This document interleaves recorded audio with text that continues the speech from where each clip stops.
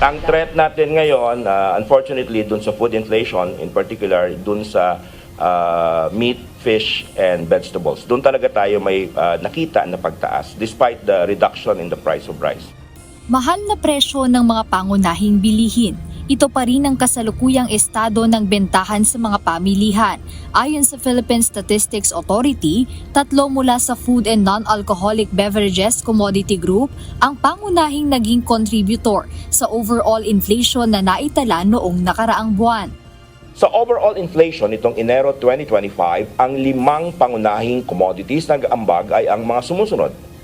Kamatis na may 155.7% inflation, karne ng baboy na may 8.4% inflation at karne ng manok na may 8.4% inflation. Paliwanag ni PSA Undersecretary Claire Dennis Mapa na ang pagtaas sa ilang mga produkto ay dahil pa rin sa naiwang epekto ng nagdaang bagyo at African swine fever sa mga baboy. Una, ito pa yung effect talaga ng typhoon sa vegetables. No? Alam naman natin na pag may bagyo and we had a lot of storm kasi nung last year, talagang may impact yan sa vegetables.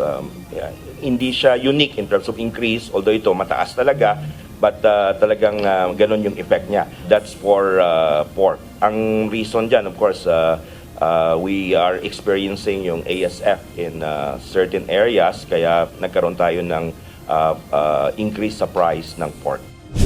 Ayon sa mga nagtitinda ng gulay rito sa isang pamilihan sa Quezon City, mataas talaga ang presyo ng gulay noong nakaraang buwan, partikular na ang presyo ng kamatis. Ngunit sa pagsisimula ng Pebrero ay unti-unti nang bumababa ang presyo ng mga ito.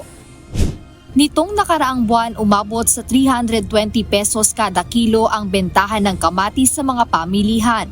Ngunit ngayon bumaba na ito sa halagang 60 pesos hanggang 80 pesos kada kilo.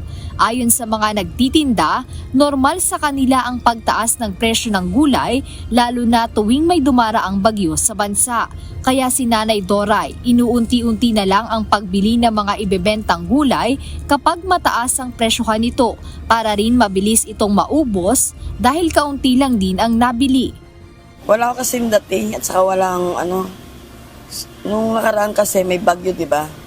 May bagyo, walang nasira lang yung mga halaman ng mga gulay. Tapos walang masyadong gulay, di ba? Walang dumadating na gulay. Siguro wala sila mapitas. Kaya kukunti lang.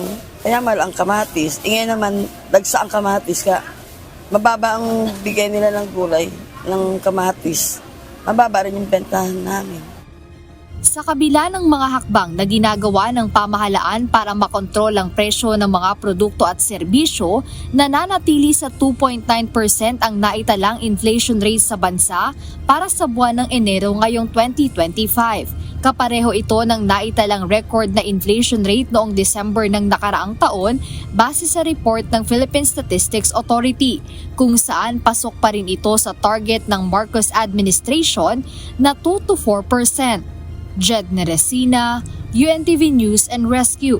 Diyos ang aming sandigan, serbisyo publiko ang aming pinahahalagahan.